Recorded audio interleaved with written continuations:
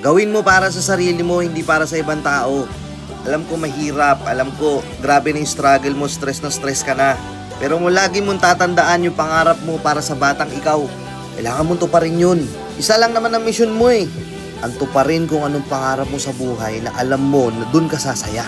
Takina, alam ko dumadaan yung down days, alam ko dumadaan yung dark days. Pero as long as you're alive, as long as humihinga ka, walang reason para sumuko ka. Tuparin mo yung mga pangarap mo. Kaya mo yan. Nakita mo na sa sarili mo eh. Alam kong pumitik na sa sarili mo na meron kang potensyal. Alam ko na dumaan na rin sa'yo yung senaryo na naisip mo sa sarili mo na ay putya, kaya ko to. Tanggapin na natin. May mga araw na mahalat talaga. But it doesn't mean na hindi mo na kaya, okay? Ituloy mo yan. Hindi mo man naririnig yung mga salitang proud ako sa'yo sa mga taong ine-expect mong sasabihan ka ng mga ganong salita.